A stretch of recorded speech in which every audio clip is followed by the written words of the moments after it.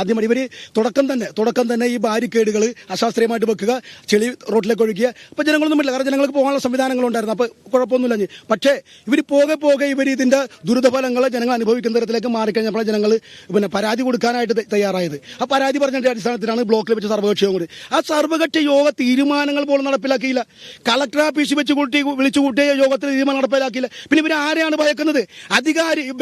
ഇതുമായിട്ട് ബന്ധപ്പെട്ട ജില്ലാ കളക്ടർ, ഈ ജില്ലയുടെ ഭരണാധികാരിയായിട്ടുള്ള ജില്ലാ കളക്ടർ വിളിച്ചുകൂടിയ യോഗത്തിന്റെ തീരുമാനങ്ങൾ പോലും നടപ്പിലാക്കാൻ കഴിയാത്ത തരത്തിൽ ഇവര് ഈ ജനങ്ങളെ ഉപദ്രവിക്കുന്ന തരത്തിലേക്ക് മാറിയപ്പോഴാണ് ജനങ്ങൾ ഒന്നാകെ ഇളകാൻ തുടങ്ങിയത്. ഈ സമരം എന്ന് പറയുന്ന ചെല്ലാന മോഡൽ, കണ്ണമാലി മോഡൽ സമരത്തിലേക്ക് മാറും. ചിലപ്പോൾ വാഹനങ്ങൾ സ്തംഭിക്കും, മുഴുവൻ സ്ഥലങ്ങളും സ്തംഭിപ്പിച്ചുകൊണ്ടായിരിക്കും സമരം വരാൻ. ജനങ്ങൾക്ക് ജീവിക്കണം ഇവിടെ. കാരണം പോലും ഇപ്പൊ രണ്ട് വൃദ്ധന്മാർ, കാരണം മക്കളില്ലാത്ത ജീവിക്കുന്ന ആൾക്കാർ രണ്ടുപേരുണ്ടെങ്കിൽ അവർക്ക് മരുന്ന് മേടിക്കേണ്ടി വന്നു.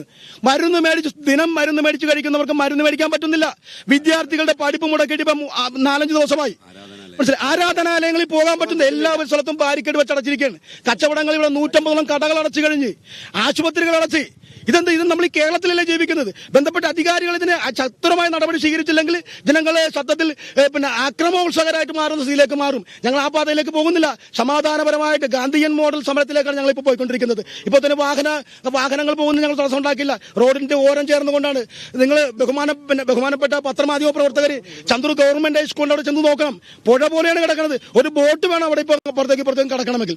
അത്തരത്തിൽ ദുഷ്കരമായ ഒരു സ്ഥിതിയിലേക്ക് ഈ നമ്മുടെ ദേശീയപാതയെ മാറ്റി തീർത്തിരിക്കുകയാണ്. 3 ദിവസത്തേക്ക് അടച്ചിട്ടുകൊണ്ടുള്ള ഒരു നിർമ്മാണം നടത്തിയിരുന്നില്ല, അല്ലെങ്കിൽ മഴ കഴിഞ്ഞു കഴിഞ്ഞാൽ ഒരു പ്രയോജനം ഉണ്ടായിട്ടില്ല. അതുകൊണ്ട് ഇവിടെ ജനങ്ങളെ ശരിക്കും ബന്ദികളാക്കി എന്നുള്ളത് ഞങ്ങൾക്ക് മനസ്സിലാക്കാൻ പറ്റും. കാരണം ഇവിടെ ഈ പൊതുസമൂഹം, ഈ അരൂര് ചന്ദ്രനുള്ള ആൾക്കാർ ആരും പുറത്തേക്ക് പോയിട്ടില്ല. വിദ്യാർത്ഥികളടക്കം പുറത്തേക്ക് പോകാൻ പറ്റിയിട്ടില്ല. ആ സമയത്ത് ഇവർ ചെയ്യുന്നവരെ നിങ്ങൾക്കാണെങ്കിൽ പുറകെ നോക്കുകയാണെങ്കിൽ ഈ മെറ്റലും കുറെ മട്ടി വിട്ടിട്ട് വെറുതെ ചെയ്യുന്ന മാത്രമേ ഉള്ളൂ. ഇതിരുന്ന് ഒരു 2 ദിവസം വേനൽ വന്നു കഴിഞ്ഞാൽ ഈ പൊടി കംപ്ലീറ്റ് അടിച്ചത് വീണ്ടും തിങ്കളാഴ്ച മുതൽ കുട്ടികൾ വരാൻ തുടങ്ങി. ഈ പൊടി കംപ്ലീറ്റ് അടിച്ച് കുഞ്ഞുങ്ങൾക്കും ജനങ്ങൾക്കെല്ലാം വീണ്ടും ദുരിതത്തിലേക്കേ പോവുള്ളൂ. അത് ശരിക്കും പറഞ്ഞാൽ ചെയ്തിട്ടില്ല എന്ന് തന്നെ തുറന്നു പറയാൻ പറ്റുള്ളൂ. വിഡ്ഢികളാക്കാണ്ട് കുറെ മട്ടയും ചവറും മാത്രമായിട്ട് മൂടിയിട്ടുണ്ട്. ഇവിടെയുണ്ട്, അരൂരുണ്ട്. അതുകൊണ്ട് ഒരു പ്രയോജനമില്ല. അതും കുട്ടികൾക്ക് ബുദ്ധിമുട്ടേ വരുള്ളൂ. അസുഖങ്ങളും മറ്റു കാര്യങ്ങളും എല്ലാം ഇറങ്ങിക്കൊണ്ടിരിക്കുള്ളൂ. ഞങ്ങൾ 2 മാസം ഇത് അനുഭവിക്കുന്നത്. പുറത്തേക്ക് ഇറങ്ങാൻ പറ്റുന്നില്ല. കച്ചവടം അടച്ചിട്ട് ഞങ്ങള്. കാരണം എന്താണ്, ഇവിടെ വരാൻ വഴിയില്ല, അങ്ങോട്ട് അങ്ങനെ കടകളിലേക്ക് കയറാൻ വഴിയില്ല. ഇവിടെ ഇത് ചൈന മതിൽ പോലെ അടച്ചിട്ടിരിക്കുകയാണ്. അവിടെ ഈ 10ാം വാർഡിലുള്ളവർക്ക് 15ാം വാർഡിലും വരാൻ പാടില്ല, 15ാം വാർഡിലുള്ളവർ 10ാം വാർഡിലും ചെല്ലാൻ പാടില്ല. ആ രീതിയിലുള്ള ബന്ധത്താണ്. റോഡ് ക്രോസ് ചെയ്ത് നടക്കണമല്ല, ഒരു 200 മീറ്ററിന്റെ ഉള്ളിലെങ്കിലും ഒരു പ്രാവശ്യം നടക്കണമല്ല. അതിനുപോലും ഇവിടെ സൗകര്യം തരുന്നില്ല.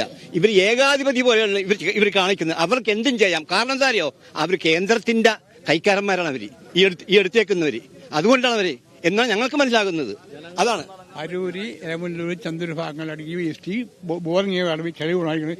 ചന്ദ്രൂർ പാലത്തിന് 2 പാലമുണ്ട്, ഇടയ്ക്ക് കാപ്പുണ്ട്. ഈ വണ്ടി അങ്ങോട്ട് തുറന്നു കൂടിയാണ്.